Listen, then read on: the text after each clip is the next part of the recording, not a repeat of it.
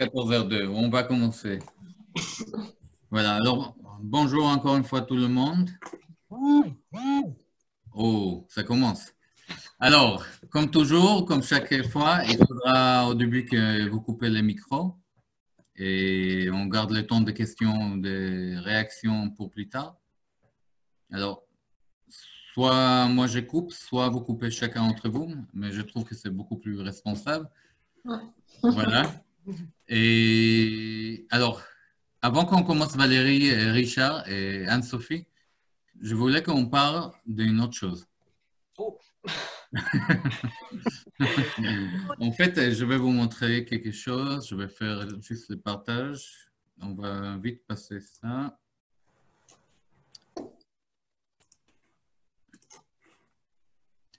Ta, ta, ta. Ok. Voilà, ça c'est notre sujet aujourd'hui. Mais j'aimerais qu'on parle un peu de 60 ans. Oh. Avant d'arriver à 80 ans, il faudrait qu'on parle de 60 ans, mais rapidement. Alors, tu veux dire quelques mots? On m'entend? Oui, Oui, très bien. Valérie, tu peux parler. Donc, moi, dans mon souvenir, Maurice Dahan nous avait réunis suite à l'exposition donc, des 60 ans de la Synagogue de la Paix. Et il avait trouvé que ça avait très bien fonctionné, que ça avait été une très bonne idée, que ça avait touché beaucoup de public à Strasbourg, que les retours étaient vraiment positifs. Et il voulait continuer dans cette lancée. Et il avait déjà un thème en tête, hein, on vrai dire. Et donc, c'est à ce moment-là qu'il nous a parlé de ce projet. Ouais. Pour rester dans cette idée d'ouvrir l'histoire de la communauté des Juifs de Strasbourg le plus possible sur Strasbourg, qui est vraiment un échange entre le CIBR, la ville, les citoyens et notre histoire, et notre patrimoine. Et donc, cette idée, dans son esprit, je crois, était liée au fait de trouver une nouvelle génération de leadership aussi dans notre communauté. Parce que en creusant cette histoire de 60 ans de construction de la synagogue de la paix, on s'est aperçu qu'il y avait eu différentes personnalités qui avaient exprimé différents points de vue. Et donc, je ne dis pas qu'on a travaillé leur histoire, mais comment ces gens sont arrivés à prendre les décisions qu'ils ont prises pour arriver à la synagogue qu'on a aujourd'hui. Et ces racines de cette réflexion se trouvaient dans la période où Strasbourg n'avait plus de population et plus de juifs du tout. Donc, j'espère que tout le monde est d'accord avec l'idée de la genèse de cette idée de ce colloque et de l'exposition qu'on devait faire sur les 80 ans d'évacuation. La genèse est encore antérieure à ce que tu annonces, Valérie. Dès l'été 2019, moi j'avais eu une discussion avec Maurice Dahan. Vous m'entendez? Oui. Donc, et il m'avait déjà au mois de juillet-août 2019 parlé d'un travail autour de la mémoire de la communauté juive de Strasbourg pendant le repli et donc et la reconstruction. Donc l'idée, les germes de l'idée sont antérieurs à nos premières réunions. Je crois que c'était en décembre, les premières réunions, novembre ou décembre. Les premières réunions qu'on a eues à la communauté. On a commencé à travailler sur les textes déjà cet automne. Oui, dès l'automne. Donc, on a commencé à définir, à définir le cadre et le titre du projet, à en définir les limites historiques et également les modalités de réalisation. Donc, l'idée a germé, je pense, en été. C'est Maurice qui a eu cette idée. Il faut le saluer, le reconnaître en espérant qu'on le reverra très bientôt. Et ensuite, effectivement, avec le collectif élargi et puis le collectif restreint, donc Anne-Sophie, Yoav, Valérie, également les conseils des membres du consistoire et du grand rabbin, et essentiellement, je dois le souligner, puisque moi personnellement j'ai travaillé une dizaine de reprises avec lui, donc le professeur Freddy Raphaël, qui nous a permis de travailler sur un projet qui est valable sur le plan à la fois historique, sociologique et communautaire. Donc, en qualité de grand spécialiste de l'histoire des communautés juives d'Alsace, il a été quand même, jusqu'au dernier moment, puisque je l'ai vu encore à la veille du confinement. On a encore travaillé pour les dernières rectifications des textes de l'exposition et du livret.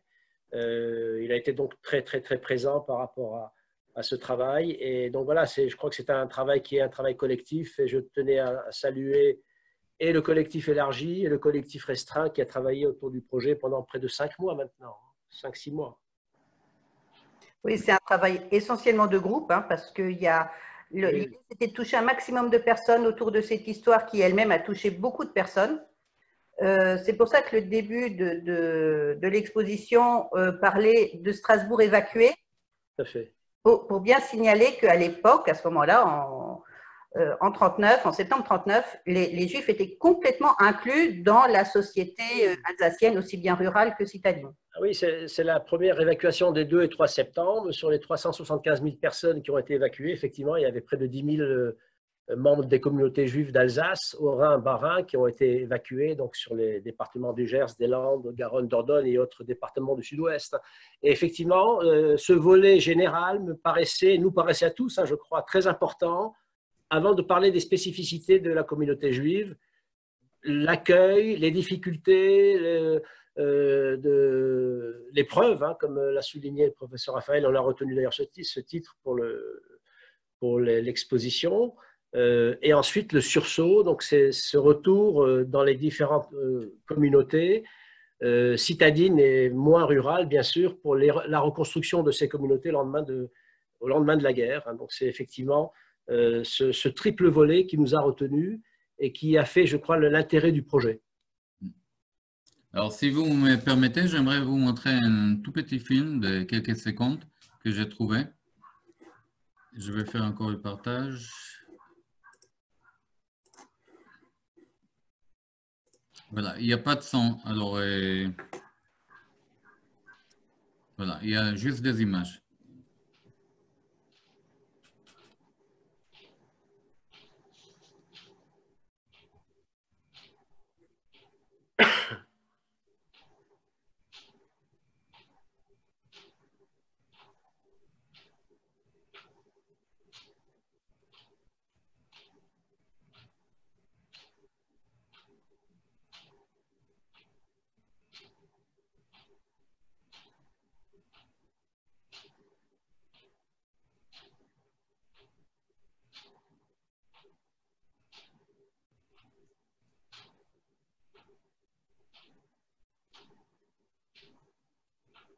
C'est des images et des photos qu'on a également retenues pour certaines d'entre elles.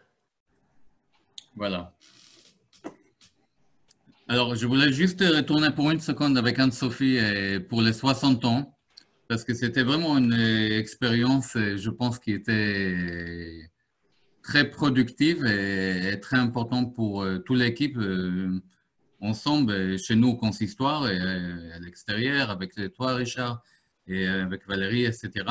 Et on a monté une exposition qui était d'abord à la synagogue, et après l'exposition était à la BNU. Voilà, et avec le deuxième projet qu'on a passé, on a resté à la place de la République avec la DRAC, l'idée de colloque. Dommage. Voilà, et l'exposition à la BNU, c'était vraiment une des expositions historiquement les plus visitées. Et je pense qu'ensemble, on a monté une équipe qui travaille bien ensemble et qui aimerait dire des choses et qui aimerait exprimer aussi des choses. Voilà. Alors, l'idée d'aujourd'hui, c'est un tout petit peu ça, montrer comment on a travaillé, comment on travaille, pourquoi on a fait ça, pourquoi on a planifié. Et même si on ne peut pas faire la colloque tout de suite comme c'était prévu, et voilà, on va montrer quelques images et quelques sujets par rapport à la préparation de l'exposition et par rapport à la colloque. Anne-Sophie, tu vas dire quelque chose par rapport les 60 ans? Alors que ce soit pour les 60 ans ou pour les 80 ans, on fait toujours des expositions avec des jolis chiffres. Il y a un prérequis qu'il faut toujours prendre en compte quand on se lance dans ce genre de projet, c'est de prévoir le café en intraveineuse. Voilà, je pense que c'est une bonne amorce. Non, c'est que dire quoi. Les 60 ans, c'est des projets en fait qui qui nous prennent. Et je veux dire, que ça a été pour les 60 ans ou pour les 80 ans, ou même ça n'a pas encore été dévoilé, mais on espère que ça se fera. C'est vraiment des projets où on est dedans à 200%. Et voilà, c'est pas juste la petite journée de travail, on vient à 8 heures, on rentre à 16 heures. C'est vraiment, on vit ces projets, on dort ces projets, on rêve ces projets. C'est vraiment, c'est quelque chose de très, très, très intense. Anne-Sophie a fait un super boulot parce que là, donc, on vous montre les expositions, les panneaux d'exposition. On avait le colloque prévu. Il y a eu tout un travail qui a été fait au sein du consistoire avec donc la mise en page toutes les semaines dans le Shabbat Shalom d'une fiche biographique d'une personnalité de l'époque. Et c'est Anne-Sophie qui s'y est collée pour chercher, demander, mettre en page, etc. tous ces documents que vous pouviez lire toutes les semaines. Il y a aussi eu un gros travail de recherche sur le plan culturel avec des films et des pièces de théâtre qui n'ont pas toujours eu le temps de se mettre en place, malheureusement. Mais c'était aussi Anne-Sophie qui devait coordonner et organiser de main de maître ces animations. Parce que donc, je rappelle toujours que l'idée, c'était de toucher un plus grand nombre, aussi bien dans le centre communautaire qu'à l'extérieur. Et toutes les générations, aussi bien ceux qui ont connu cette période douloureuse des 80 ans, et aussi les jeunes, pour leur faire comprendre qu'en ces moments, c'était donc difficile, au moment où tous les cimetières étaient tagués, etc., de trouver un leadership, de trouver des jeunes qui veulent s'investir. Et le travail qui a été fourni pour donner envie aux jeunes de s'investir doit être reconnu. Alors peut-être avant que Richard, qu'on commence à parler vraiment par rapport aux colloques, la colloque et l'exposition, je voulais juste partager avec vous quelque chose. Voilà. C'était voilà. La commission de contrôle. Je pense que c'était une des dernières réunions qu'on avait. Oui, je crois que c'était la dernière avant le confinement. Voilà. C'est le moment que tu as montré les panneaux d'exposition. Les 25 panneaux. Voilà. Maurice, on ne voit pas, mais il est à droite. Oui. Et voilà. Non, je crois que c'est le rabbin Rébibo qui est à droite. Non, mais la table est grande. Oui. On a encore plusieurs personnes qui ont travaillé avec nous. Et voilà. Ah oui.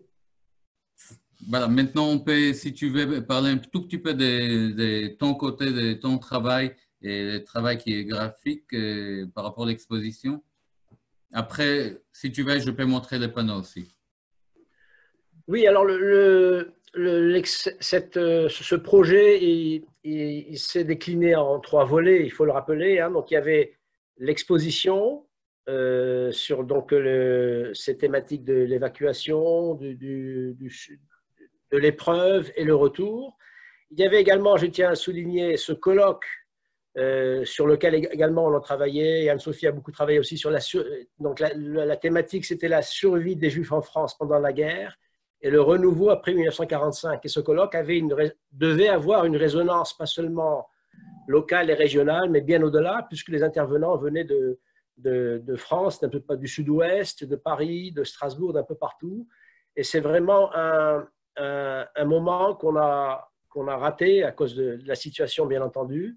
Donc ça, c'était le second volet. Le troisième volet, c'était le livret également, qui est quasiment prêt. J'ai eu encore Anne-Sophie ce matin, on attend quelques mots d'officiel, mais le livret qui reprend l'intégralité de l'exposition, des 25 panneaux d'exposition, plus les différents portraits, la quarantaine de portraits des bâtisseurs, est quasiment prêt. Donc c'était le troisième pendant de ce projet-là. Et donc, concernant le travail, donc on était au contact pratiquement au quotidien avec l'ensemble de l'équipe, vous-même, d'autres personnes à l'extérieur. Moi, j'ai dû également contacter de très nombreuses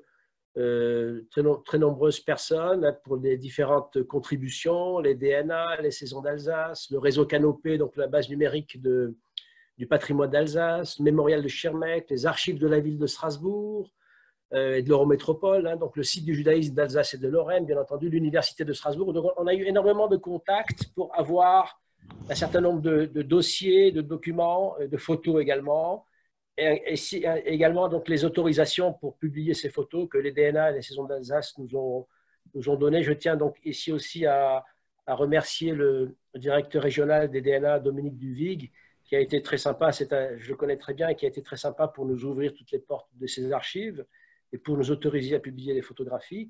Donc ça a été, si vous voulez, les modalités de réalisation de ces éléments-là.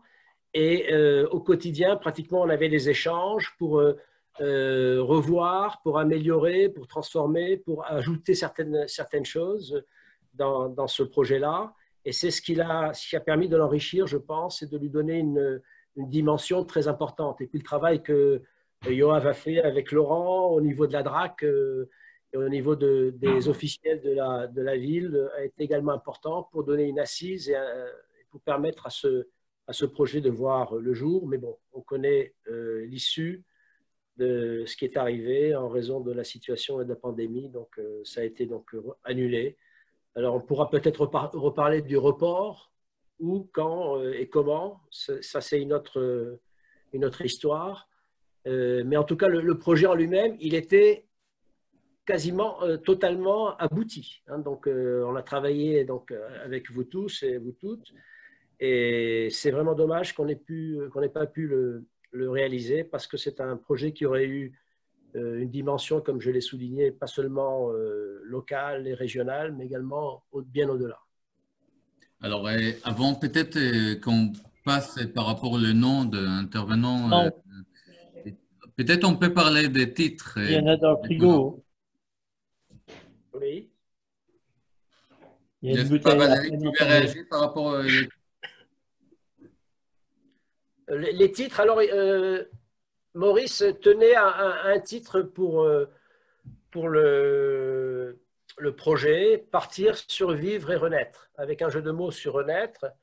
Freddy Raphaël n'était pas tellement d'accord sur ce sujet, enfin sur cette manière de présenter le projet, et on avait retenu ensemble donc l'exode, l'épreuve et le sursaut. Alors finalement, on a choisi ces deux titres. Le premier, donc Partir, survivre et renaître, donc sur la survie des Juifs en France pendant la guerre et le renouveau après 1945. On a gardé ce titre-là pour le colloque. Et concernant le second titre, l'exode, le sursaut, l'épreuve et le sursaut, on a conservé le titre pour l'exposition et le livret de l'exposition. Donc voilà, ce sont deux titres finalement qui sont complémentaires, et c'est finalement deux attitudes par rapport au projet qu'on a finalement concilié, qu'on a accepté toutes les deux finalement pour ne pas contredire et Maurice et Freddy Raphaël non plus. Voilà, Maurice Dahan avait lu les ouvrages de Freddy Raphaël, notamment les deux derniers qui sont parus il y a peu de temps. Et il avait été très frappé par tout le travail qui a été fait autour de Limoges et de Périgueux pour maintenir ce judaïsme vivant dans des périodes où on n'était absolument pas sûr qu'il y ait un après. Oui. Hein, on parle de déconfinement à l'époque, 1940, 41, 42, c'était des choses qui n'étaient pas du tout envisageables pour les Juifs d'envisager qu'il y aurait un après souriant et ensoleillé. Donc, et malgré tout, il y a eu des rabbins, il y a eu des responsables communautaires, il y a eu des jeunes gens plus ou moins jeunes, des jeunes femmes qui se sont impliquées pour maintenir ces liens, ce judaïsme qu'ils ont connu dans leur jeunesse, le faire éventuellement évoluer peut-être. Oui. Et cette synergie a beaucoup frappé Maurice Dahan. Il trouvait bien sûr les liens en Alsace, puisque les Juifs alsaciens avaient eu, entre guillemets, la chance peut-être de s'installer dans des territoires de la France du centre, enfin autour de Périgueux, Limoges, avant les autres réfugiés, puisque donc ils ont été évacués en 1939 dans des conditions relativement correctes. Donc ils ont eu le temps de mettre encore pendant un an des structures en place avant les lois anti-juives de l'État de Vichy. Et c'est cette histoire aussi qu'on a cherché à mettre en avant dans la deuxième partie, où revenir, renaître, enfin disons quelque chose qui était en gestation pendant les années sombres de 40-45 et qui a pu s'épanouir par la suite et donner le judaïsme florissant des années 50-60 et d'aujourd'hui. Oui, et une petite remarque également, c'est que c'est ce qu'on a voulu faire également, c'était une mise en lumière de l'histoire de ces communautés juives pendant la guerre et le retour également, qui n'existe quasiment pas dans l'histoire générale de l'Alsace. Il y a une sorte de, je ne veux pas dire d'oubli, mais il n'y a pas longtemps, il y a quelques mois, on en parlait encore avec Maurice et Freddy Raphaël, il y a quelques 3-4 mois. Il y a eu un documentaire à la télévision sur l'histoire de l'évacuation de Strasbourg sur Arte, un documentaire d'1 heure. Donc on a parlé de l'évacuation des Alsaciens, de la nazification de l'Alsace aussi, on a parlé de tout, sauf de l'histoire des Juifs alsaciens, donc leur exode, les épreuves qu'ils ont pu subir avec les différentes lois de discrimination, les déportations et le retour et la reconstruction. Donc c'est un volet qui était complètement inexistant dans l'histoire locale. J'ai fait remarquer il y a quelques jours avec Frédéric Nuot-Dufour, avec qui on avait une réunion parce qu'on prépare un autre projet sur les Justes d'Alsace. Elle a été la seule à dire en quelques mots que les Juifs alsaciens avaient subi donc, de gros dommages pendant ce repli et des épreuves terribles pendant le repli. C'était la seule remarque qui avait été faite sur l'exode et sur les épreuves que les communautés juives avaient subies pendant la guerre. Et donc là, on a voulu véritablement rétablir quelque chose, une sorte d'absence, de manque ou d'oubli, on choisira les mots, par rapport à cette histoire spécifique des communautés juives dans le cadre général de l'histoire alsacienne. Dans ce cadre-là, il faut bien préciser donc que les Juifs de Strasbourg, qui étaient déjà citadins urbanisés, ont été évacués en 1939, au moment où les jeunes gens, les maris partent à la guerre. Les familles ont été emmenées, comme tous les Strasbourgeois et toute la population qui habitait à 10 km de la frontière, par le gouvernement dans le centre de la France, alors que les autres villages qui étaient plus centraux, plus peut-être ruraux, etc., où il y avait des grandes communautés juives, je pense peut-être à Reichshofen, enfin d'autres villages, ont été, eux, brutalement en 1940, quand l'Alsace était annexée. Les Juifs avaient 3 jours pour partir avec les Allemands qui les ont mis dans des trains, qui les ont déposés à la frontière, et c'était à eux de se débrouiller. Donc il y avait déjà 2 histoires entre les Juifs. Et le principal souci, donc, on va dire en 1940, dès que les combats ont fini, en juin 1940, je crois que les familles juives ont cherché, bien sûr, je fais peut-être le parallèle un peu vite avec le confinement d'aujourd'hui, mais à se regrouper. Je crois qu'il y a aussi eu un grand besoin de lien entre les Juifs donc, qui avaient été évacués en 1939, ceux qui ont été expulsés en 1940, et ça a peut-être un petit peu noyé les souvenirs de certains, cette confusion. Tout à fait. Il faut dire également que les Allemands ont décrété le 10 mai 1940 que l'Alsace devait être Judenrein, vidée de tous ces Juifs. Donc ça, c'était quand même, ça a été un décret implacable. Hein. L'Alsace devait être Judenrein le 10 mai 1940. Donc c'était les derniers Juifs effectivement des villages qui ont dû quitter la région pour le sud-ouest, pour la Dordogne, pour l'Indre et la Haute-Vienne. Richard, peut-être on peut vite fait passer par la liste de colloques sur le sujet. On peut laisser Anne-Sophie peut-être le soin de le faire. Oui. Donc présenter un petit peu les différents intervenants, c'est ça? Oui. Voilà. Ok. En fait, ce qu'il faut prendre en compte, c'est qu'effectivement, comment dire, la sélection des différents intervenants a été faite conjointement avec Freddy Raphaël, qui voulait nous présenter des chercheurs, des spécialistes un petit peu de tous horizons pour vraiment pour qu'il y en ait pour tous les publics, en fait, pour tous les sujets. Donc, c'est vraiment un beau panel d'intervenants qu'on aurait pu vous présenter. Et c'est affreux, c'est affreusement frustrant de dire ça comme ça, en fait, de vous dire regardez ce qu'on aurait pu vous présenter et qu'on ne peut pas pour le moment. C'est affreux.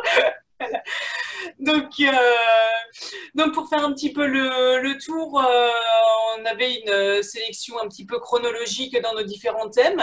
Donc, le premier thème aurait dû être la survie des Juifs en France pendant la guerre, donc les approches historiques, sociales, économiques et culturelles. Donc ça, c'était le professeur Jacques Semelin de Paris, oui, du CNRS, qui aurait dû en fait ouvrir le bal avec ce sujet. Et on aurait continué avec Michel Kiner qui se centrait un petit peu plus sur le Limousin avec sa thématique le choc des cultures, Limousin indigène et réfugiés juifs 39-45. Et naturellement, avec tous ces sujets, on avait des temps d'échange qui étaient prévus avec le public. Et j'en profite au passage, avant de continuer cette description, qu'on a eu tellement d'intervenants à caser sur une journée que ça a été une très belle migraine d'arriver à caler tout le monde avec les temps d'échange, avec les pauses. Donc, ouais, ça aurait été une journée très, très dense. Mais c'est que partie remise. On va vraiment rester optimiste et se dire que ce n'est que partie remise. Donc, on aurait continué avec Guy Perlier, qui est donc écrivain et historien de Limoges, qui nous aurait parlé du Limousin dans la guerre, donc plus l'aspect des camps et des rafles. Et Monsieur le Grand Rabbin de France, Raïm Corsia, aurait pris la suite en nous présentant le Grand Rabbin Kaplan et la renaissance du judaïsme français. À midi, on en aurait profité pour faire le vernissage de l'exposition autour d'un petit buffet qu'on vous aurait concocté aux petits oignons, si vous aviez su. Donc, on se console comme on peut. Hein.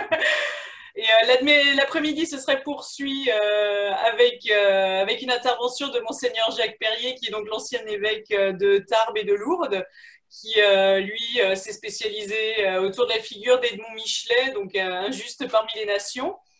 Ensuite, c'est Cathy Hazan de Lauzet qui aurait pris la suite en présentant les lieux de sauvetage des enfants, donc Limoges, la région centre, vraiment la zone névralgique du sauvetage des enfants juifs.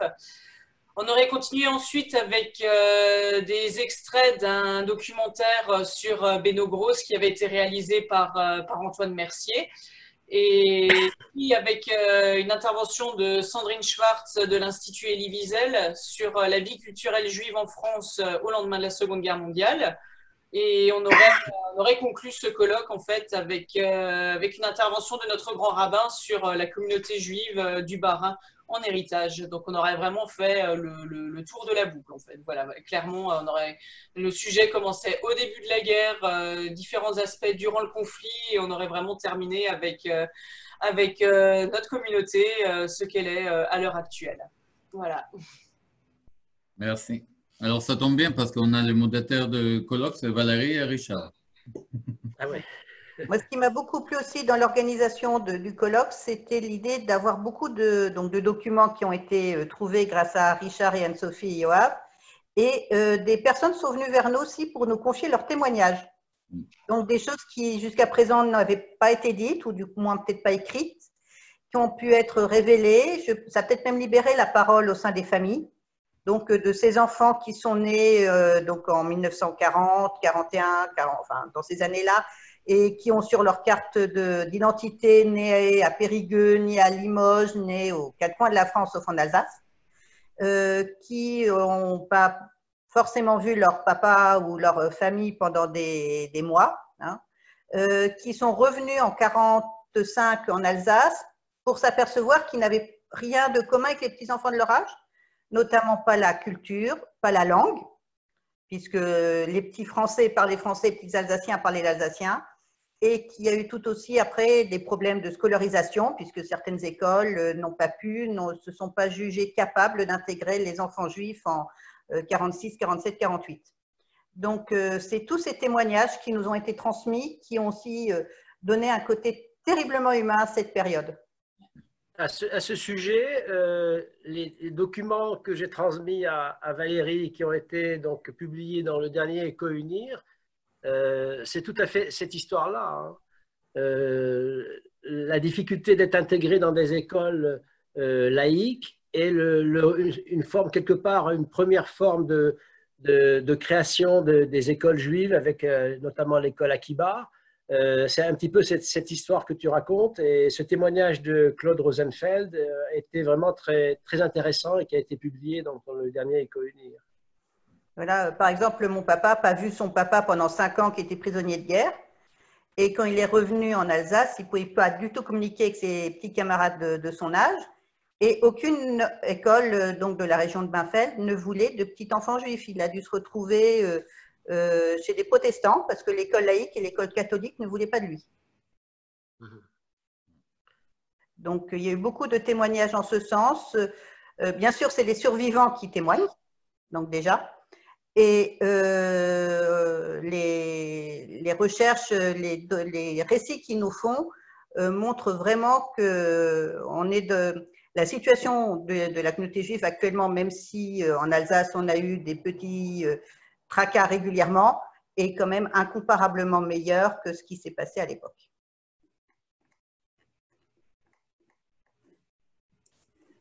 Alors, Richard, est-ce que tu souhaites qu'on monte vite fait l'exposition, le panneau? Oui, oui, oui, tu peux.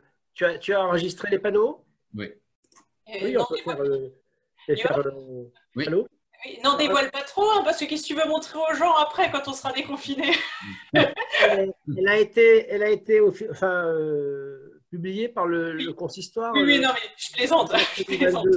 Alors, deux mots, c'est une exposition. Donc, il y avait 22 panneaux, 22 grands panneaux de 2 mètres sur 1 mètre, 25, pardon, grands panneaux de 2 mètres sur 1 mètre qui reprenaient donc les 3 thématiques de l'exposition dont on a parlé, hein, donc l'évacuation, donc 39 et 40, l'exode des communautés et la reconstruction. Donc ça, c'est les différents panneaux, donc 25 panneaux. Donc je crois 5 ont été réservés aux figures des bâtisseurs, hein, des rebâtisseurs des communautés au lendemain de la guerre, les 5 derniers panneaux.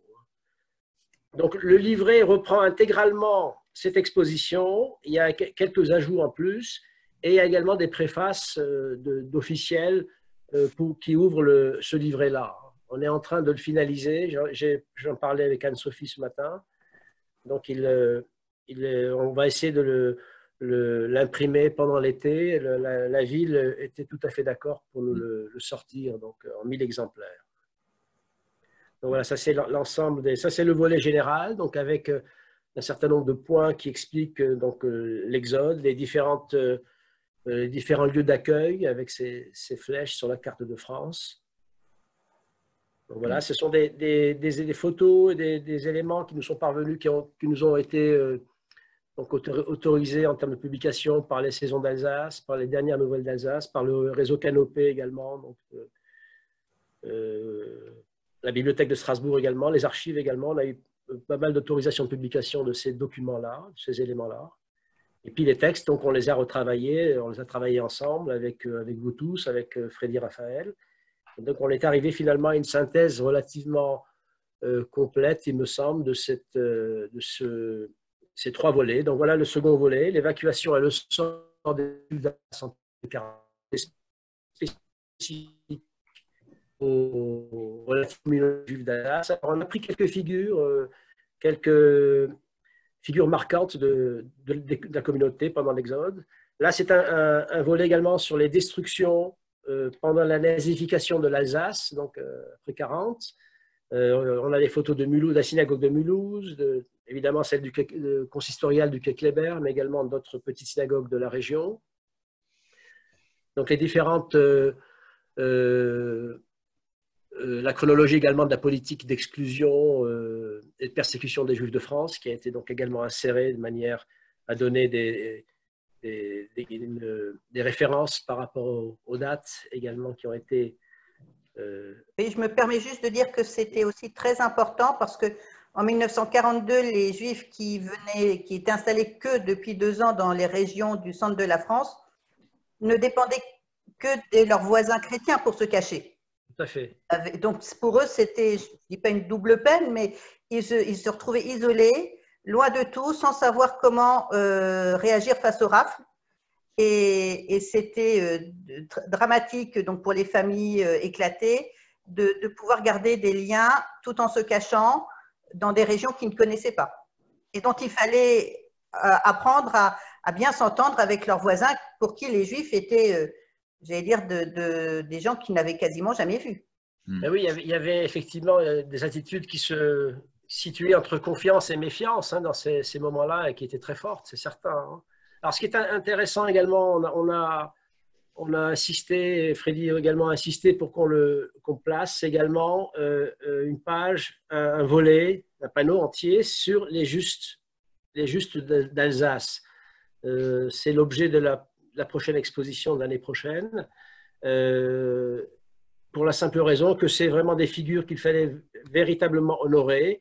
Alors, Yad Vashem a recensé entre 34 et 40, on est plus proche de 40, il me semble. Je suis en train de travailler avec Yad Vashem à ce niveau-là. Mais 2 justes seulement ont réalisé leur action de sauvetage en Alsace. L'Alsace était nazifiée, c'était très difficile pour eux effectivement d'agir. Les autres, qui étaient originaires des villes et des villages d'Alsace, ont sauvé des Juifs à l'extérieur de l'Alsace, bien entendu. Que ce soit à Lyon, dans le sud-ouest ou ailleurs. Donc voilà les différents panneaux. Alors on va arriver à la reconstruction. Voilà le retour et la reconstruction des communautés au lendemain de la guerre, donc le renouveau. Ça c'est la famille d'André Neher. Les grandes institutions de Strasbourg qui ont été rebâties au lendemain de la guerre. Voilà, ici on a quelques images sur les grandes institutions qui ont eu un renouveau, on va dire, parce que certaines d'entre elles ont été bâties au lendemain de la guerre et d'autres qui avaient été annexées, qui avaient été d'ailleurs même le siège de la Gestapo, comme l'Orweil, comme l'Ort de Strasbourg, ont retrouvé effectivement des fonctions communautaires et ont renoué avec leur histoire communautaire, hein, bien entendu. Donc ça, c'est toujours l'inauguration de la synagogue de la Paix avec René Coty, le général de Gaulle, un peu plus tard. Une page également sur cette page est très importante. C'est un travail de mémoire qui a été réalisé par un étudiant en histoire de l'Université de Strasbourg, Nicolas Logel. C'est un travail de mémoire qui a porté sur le bulletin des communautés juives au lendemain de la guerre. Et ce bulletin a eu une fonction de liaison et de contact entre les différentes communautés et a permis également donc a été un des éléments de la reconstruction des communautés par le lien permanent qu'il a maintenu entre les Juifs qui sont revenus sur leur lieu de vie. Et voilà le panneau dédié aux Justes d'Alsace, avec en haut la figure emblématique d'Adélaïde Oval, qui a été la première à être déclarée Juste d'Alsace par Yad Vashem. Elle avait aidé des Juifs déportés à Auschwitz même, hein, et s'était opposée même aux ordres qu'on lui avait donnés. Elle était médecin, et donc elle avait soutenu et aidé beaucoup de Juifs dans le camp d'Auschwitz même.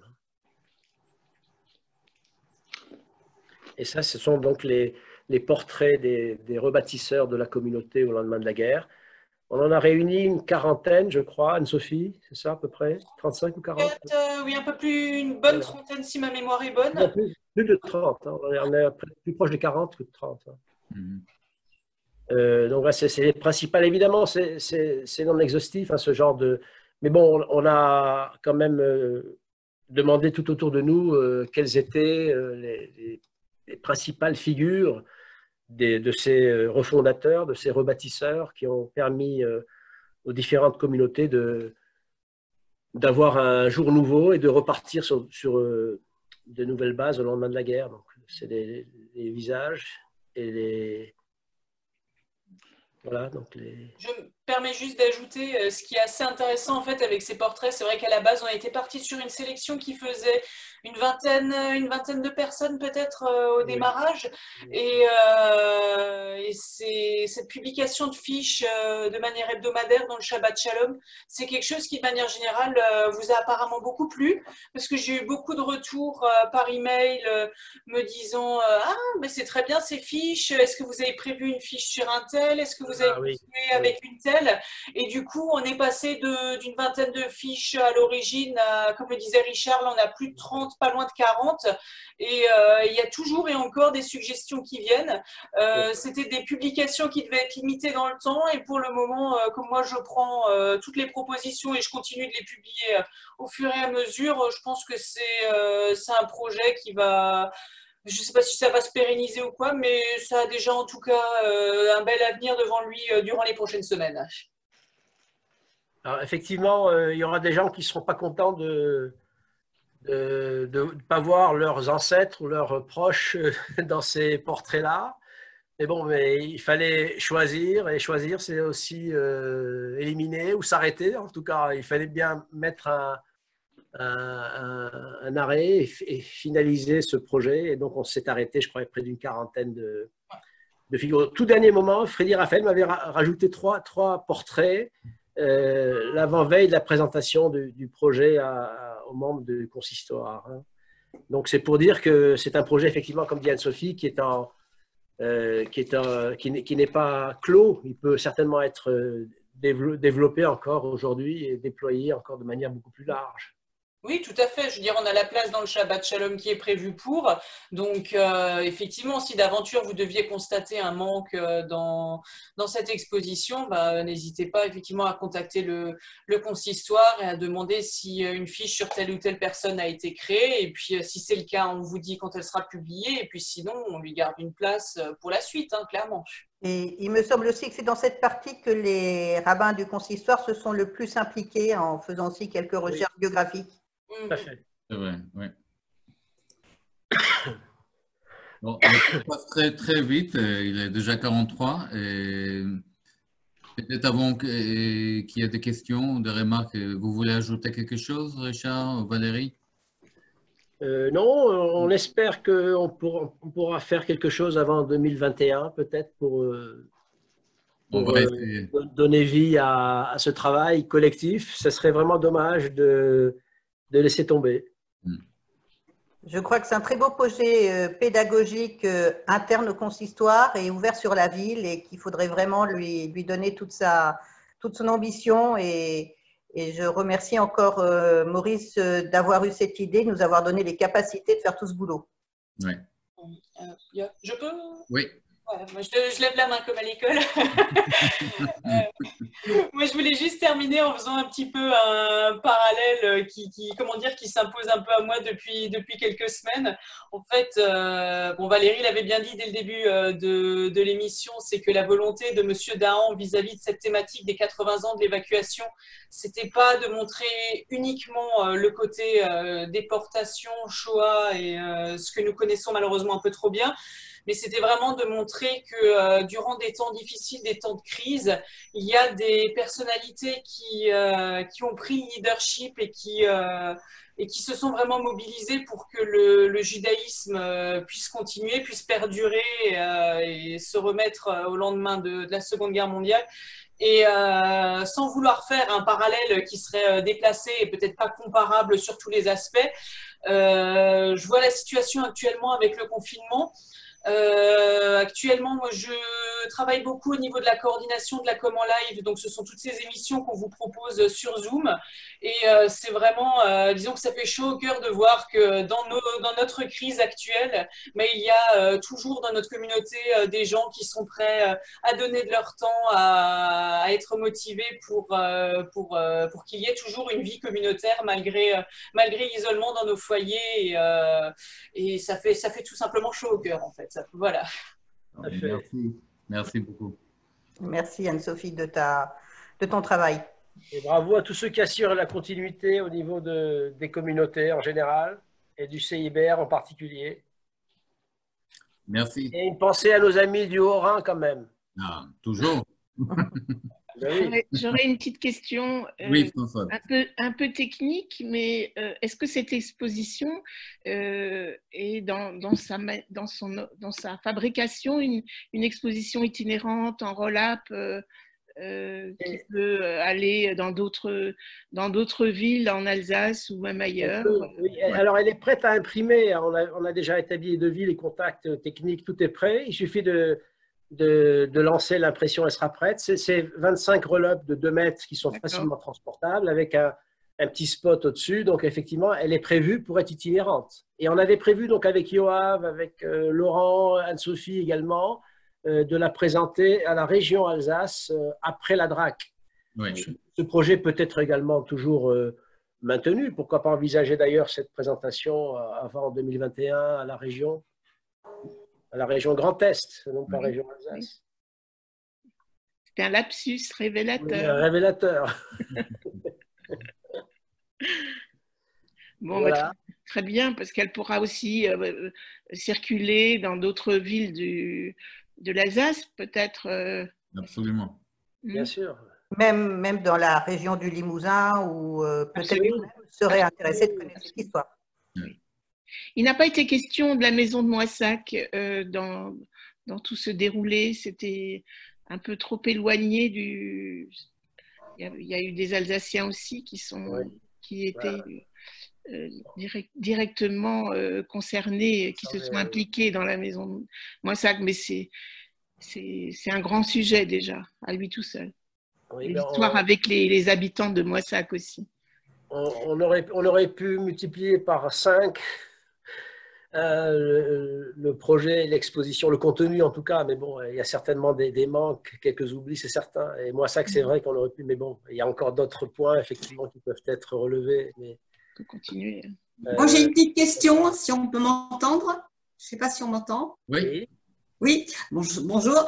J'ai une petite question dans la liste des personnalités qui devaient participer à ce colloque. Je n'ai pas entendu le nom, à moins que j'ai mal écouté, de Bernard Reviriego, qui était aux archives de la Dordogne et qui a fait tout de même un travail exceptionnel de témoignages, de recueil de témoignages et sur la vie au quotidien. Sur les Juifs en Dordogne durant cette époque. Donc, je suis étonnée de ne pas avoir entendu son nom. Il n'a pas été retenu par le professeur Freddy Raphaël. Peut-être qu'il n'était pas disponible aussi. Il y en a d'autres on avait une liste d'une vingtaine d'intervenants et tous n'étaient pas, Anne-Sophie, elle peut le confirmer, tous n'étaient pas disponibles pour cette date du 22 avril. Oui. Où il fallait qu'ils se mobilisent pendant 48 heures. C'était pas Parce évident du tout. Au niveau audio, par exemple, j'attire votre attention qu'il a tout de même fait, à travers les archives de la Dordogne, il a édité des cassettes sonores de témoignages de cette époque, de gens sur place. Je pense que ces témoignages aussi peuvent être vocaux, peuvent être très intéressants aussi pour un colloque ou pour l'opération que vous êtes en train de travailler. Hein. Je crois que vraiment, c'est dommage. Oui, très bien entendu. Oui. Je vois qui vous parlez, François David, qui a dirigé le musée Edmond Michelet à Brive-la-Gaillarde, m'en avait parlé, mais effectivement, on ne pouvait pas retenir tout le monde. Il y a encore une dizaine ou une quinzaine d'intervenants de ce renom qui ont travaillé sur cette mémoire, mais on ne pouvait pas tous les avoir, d'autant plus qu'une bonne dizaine ne pouvait pas être parmi nous aussi pour cette date-là. Hein. Donc effectivement, comme je l'ai dit tout à l'heure, choisir, c'est aussi éliminer ou ne pas être en mesure de retenir tout le monde aussi. Donc, on est parfaitement d'accord. La seule chose aussi, puisqu'on parle de date et on parle de temps, est-ce qu'à la place de pouvoir monter un colloque à une date ultérieure, est-ce qu'on ne pourrait pas filmer tout ça avec la possibilité d'interviewer des gens? On le fait tellement facilement maintenant en réunion Zoom que je pense qu'on pourrait faire un document filmé qui soit aussi de qualité si on n'a pas la possibilité de créer ce colloque dans les prochains temps. On peut envisager on va voir d'abord comment que la situation va évoluer. Oui. Bien sûr, c'est évident. Ensuite, on pourra envisager peut-être effectivement de faire une mémoire sur le web de ce projet-là, parce que c'est effectivement très important de laisser des traces. Des traces, absolument. Mais ça va dépendre. Si la situation s'améliore d'ici la rentrée, d'ici septembre, octobre, novembre, décembre, on va essayer peut-être de donner vie à ce projet d'une autre façon. Mais de toute façon, on avait prévu d'enregistrer et les interventions et le colloque et d'avoir également une mémoire web de l'expo et du livret qui serait également disponible pour tout le monde par la suite. Mais effectivement, c'est un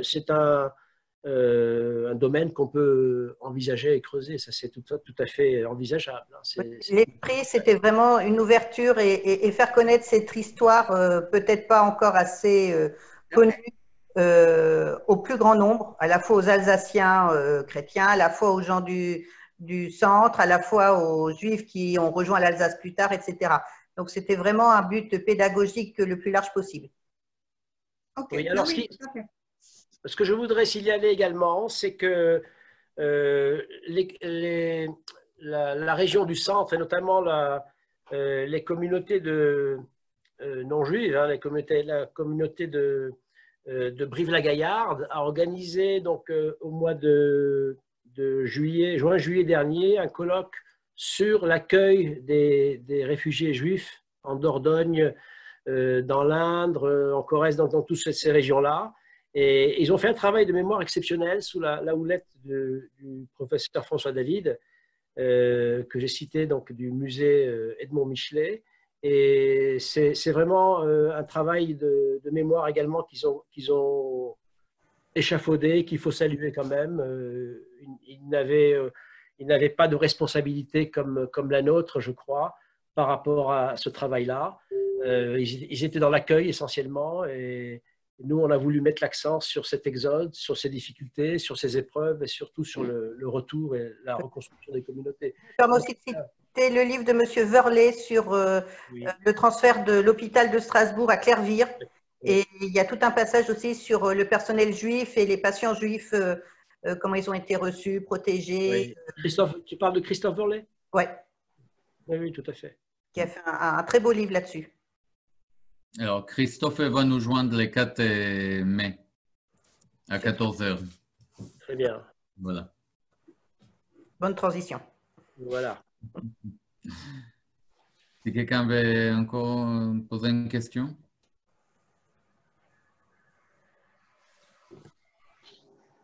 Il y a un petit chat derrière toi, Yoav. Oui.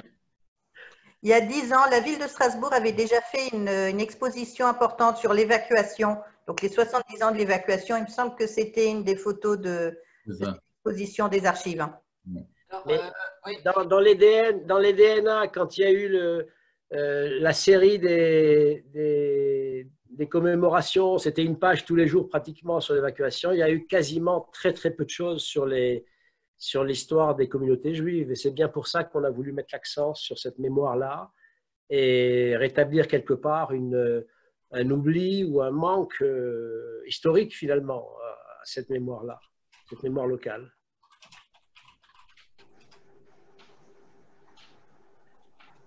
Voilà, Yoav, tu vas conclure? Alors, je ne sais pas s'il y a encore des questions. Anne-Sophie, tu voulais dire quelque chose? Oui, c'était concernant la fameuse exposition d'il y a 10 ans. Alors apparemment, je ne sais pas si j'ai vu cette information qui a circulé plusieurs fois sur Internet, que c'était les archives municipales de la ville qui avaient fait cette expo. Pour avoir bossé aux archives municipales de Strasbourg, on m'a déjà dit plusieurs fois que ce n'est pas eux qui ont créé cette exposition. Alors, je ne sais pas du tout s'il s'agit des archives départementales ou quoi, mais c'est vrai que l'info circule sur Internet et du coup, il ne faut pas se tourner vers les archives municipales pour l'exposition des 70 ans de l'évacuation. Voilà, c'était juste pour la petite info. Cependant, les photos que vous avez, ce sont des photos qui sont siglées Archives de Strasbourg. Oui, les archives. Alors, il y a des photos DNA, il y a des photos donc Saison d'Alsace qui dépendent aussi des DNA, des photos qui viennent des archives municipales, donc de la ville et de l'Eurométropole, des photos qui viennent de l'université. Donc, on a brassé très large et on a retenu… C'est souvent les mêmes. Comment? C'est souvent les mêmes. Oui, ce sont des images qu'on a déjà vues et qui sont très causantes finalement. Mais il y en a très peu. Il y en a très peu en réalité. Il y en a très très peu en réalité. Tout à fait, notamment concernant les destructions des synagogues et pas mal de synagogues qui ont été détruites et incendiées. J'en ai trouvé finalement que 3 dans toutes les recherches qu'on a pu avoir. On a très peu d'archives par rapport à ce genre d'histoire. Hein, là, effectivement, il a fallu aller chercher même chez des particuliers. J'ai reçu quelques photos de particuliers qui m'ont envoyé des documents de ces moments-là, de ce repli, de l'exode. Mais bon, effectivement, on a choisi quelques-unes des photos qui sont des sortes de photos cultes, j'allais dire, pour l'histoire de l'évacuation, et ensuite des photos qui sont beaucoup plus rattachées à l'histoire des communautés dans le sud-ouest, comme la famille Neher, entre autres, hein, et d'autres encore, qui parlent un petit peu de destinées très, très particulières, ou bien Jean Samuel également. Hein. Ce sont des destinées très particulières également à ce niveau-là. Mais voilà, il a fallu faire des choix, effectivement. Et je reviens sur l'idée que le consistoire veut redonner un lustre à la partie culturelle et ouverture et historique et, de notre histoire de Juifs en Alsace pour donner vraiment toute la place qu'elle mérite. Est-ce que je peux vous rajouter juste une information? Il y a un réalisateur qui s'appelle Barchaber, qui à l'époque avait fait un film sur le repli de la faculté de Strasbourg sur Clermont-Ferrand. Si un jour, ça pouvait effectivement être aussi rajouté, parce que c'est aussi un pan de notre histoire locale. Le repli de l'université? Ouais. Le repli de l'université de médecine, j'imagine. Oui. Oui. Oui, oui. Et c'est le réalisateur s'appelle Barcha Bauer et il avait fait un très, très beau travail. On a un volet sur le repli de l'université de Strasbourg. Mais vous faites très bien de souligner ce genre de choses. Et il y a quelque chose qui manque à notre travail. C'est une bibliographie. Oui. Sur ces moments-là. On n'a pas eu le temps, mais elle peut être faite plus tard. Valérie, je te lance je te passe le relais. Ça me paraît effectivement important d'établir une bibliographie sur cette mémoire. Ouais, on peut faire je peux peut-être disposer de cette vidéo. Sinon, le consistoire en dispose dans ses archives, s'il y a encore des archives d'une certaine époque. Voilà. On va vérifier ça. Merci beaucoup. Ouais, mais c'est bien de rien. Richard, peux-tu, s'il te plaît, préciser les trois lieux où tu disposes de photos de synagogues endommagées? C'est Strasbourg, j'imagine. Elles sont dans l'exposition. Alors, je vais une seconde. On a la synagogue de Mulhouse. Oui. Bien entendu, il y a celle du Quai Kléber qui est connue. Oui, bien sûr. On a la synagogue de Bischheim. Oui. Et on a la synagogue de Grussenheim en flammes. Donc, ce sont les 4 photos que j'ai pu récupérer sur ces synagogues qui ont été soit incendiées, soit détruites, soit transformées carrément en lieu de stockage ou même en écurie pour celle je crois que celle de Mulhouse a été transformée en écurie, il me semble. Oui, je devrais avoir celle de Célestat aussi. Ben, c'est des éléments qui peuvent être effectivement recensés et rajouter à cette mémoire-là, effectivement. Ouais, c'est le panneau 8, effectivement. Il y a des Célestins, on a aussi une carte postale. Oui, mais de la synagogue endommagée au passage des nazis. Endommagée, on a dans nos archives la Célestat, oui. Ah, ouais. D'accord. Pendant la guerre, alors? Qui ont été dévastés, brûlés. Après, en fait, c'est des photos qui ont été prises tout de suite après-guerre au retour de la communauté. On en a pour plusieurs communautés. C'est vrai que Célestat m'avait marqué, en fait. Donc, c'est là je peux vous dire que oui, on a des photos dessus. Ouais. Et elle avait été brûlée ou dévastée en partie? Dévastée en partie et brûlée, je ne crois pas, mais elle avait originellement une coupole qui n'existe plus actuellement. Ah, je ne savais pas ça. Oui. Ça. Très Les joli. papillons ont été brûlés. Oui. Donc voilà. Bon, Cette idée de la bibliographie, Valérie, je crois qu'il faut s'y pencher, c'est intéressant. Ça donnera un caractère, une dimension encore plus tout ça, universitaire. Tout à fait. Oui, tout à Laurent, fait. tu vas peut-être dire quelque chose? Qu'est-ce qu'il reste à dire? Je crois qu'il reste encore à dire beaucoup de choses. Je ne sais pas, je vois sur ton visage que tu as envie de dire quelque chose. Ça va faire l'objet, je crois, des 81e, la 81e année de l'évacuation des Juifs d'Alsace. Je voulais surtout vous remercier, aussi bien Yoav que Anne-Sophie, que Richard et que Valérie, sans oublier le professeur Freddy Raphaël, qui n'utilise pas Internet, sinon il aurait été parmi nous. Sûrement il aurait été, c'est vrai. Alors, beaucoup de monde m'a demandé où est Freddy. Voilà. Donc, il n'utilise pas Internet et donc il n'est pas parmi nous. C'est dommage, hein? C'est très dommage. Et je crois qu'on lui fera part de cette émission puisque toutes les émissions concernant le patrimoine sont enregistrées et feront l'objet de diffusion sur le site, sur un site qu'on vous communiquera. Mais un grand merci à tous les participants qui ont donné beaucoup de leur temps, de leur énergie et de leur connaissance pour mettre à bien ce projet qui, ça reste un projet, mais je pense qu'il finira par aboutir avec encore plus de documentation dans un endroit qui restera sans doute la DRAC parce qu'elle sera vraiment honorée de nous recevoir. Oui. Et je pense que tout ce travail pourra à nouveau être mis à jour physiquement et non plus par l'intermédiaire de Zoom, parce que je pense qu'on ira vers une époque un peu plus agréable d'ici quelques temps. Et je pense que la DRAC est un lieu hautement symbolique, palais de l'empereur, donc France, Allemagne, place de la République avec l'annexion. Je pense que c'est vraiment… Oui, c'était le lieu où il fallait présenter ce projet. Bon, je vous remercie énormément à tout le monde encore. Merci Richard et Valérie. Merci à tous. Et voilà, demain, il n'y a pas d'émission de patrimoine. Demain, on a beaucoup de choses pour Yom Ha'atzmaut. Un très très beau programme pour Yom Ha'atzmaut. On vous attend très nombreux. Voilà. On se voit chez sur Aubernais. Ouais. Super. Voilà. Merci encore tout le monde. Allez, bon courage à tous et à bientôt. Au revoir. Merci beaucoup.